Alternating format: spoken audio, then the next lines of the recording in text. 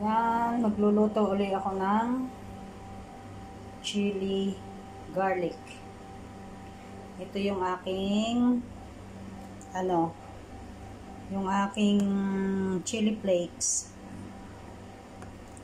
Inano ko muna, ibinabad ko muna sa tubig na mainit. At nilagay ko na din dito yung mga pampalasa para pakukuluan ko na lang. Sinama ko na din dyan yung olive oil. Kasi pagka ginisa ko ng sobrang maamoy at masakit sa mata. Kaya, yan. Kukuluan ko to bago ko ilahok ang ating bawang. Okay. Abangan ninyo pag naluto na. Ayan. At ito'y habang niluluto natin yung chili flakes. Hanggang sa maiga yung tubig na inilagay natin. Ito kompleto na. Ilagay nyo na yung kung anong gusto nyong pampalasa, pampasarap, at maya-maya ating sasahog na yung bawang kapag medyo iga na yung tubig para lutong-luto na yung kanyang chili flakes. Ayan, iga na ngayon yung tubig. Malalaman ninyong iga na yung tubig. Maririnig ninyo na yung ingay ng mantika. Yan pakinig nyo. Tapos, ating ilalahok na ang bawang. Ayan. Naku, nalaglag pa. Ayan. Tapos, haluin lang natin na parang iginigisa. Oh, yummy. Yummy, yummy to. Ayan. Ubos na yung ginawa ko dati. Natikman ng mga kasama ko dito, nagustuhan din nila.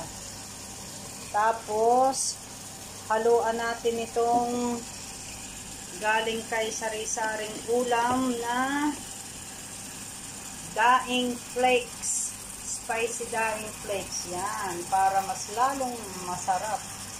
Pampalasa. Dagdagan natin ng kanyang mantika. Ayan. Ayan. Uunti-untiin natin. Ayan. Nung maiga yung tubig niya, ngayon nasasamit na ako. Kasi yung sili. Pero dati, direct kong isinangag sa mantika bago ko nilagyan ng tubig. Grabing supper ko sa sili. Nung nasilam ako. Ayan. Kaya ngayon, alam ko na ang technique. Pagsasama-samahin ko ang ingredients, tapos ibababad ko ng konting oras sa tubig, pakukuluan, hihintayin ang tubig ay maiga hanggang sa mantika na lang ang matira bago isunod at isangag ang bawang. Ayan. At pag ito ay luto na, palalamigin at ilalagay sa isang lalagyan. Ganun lang po.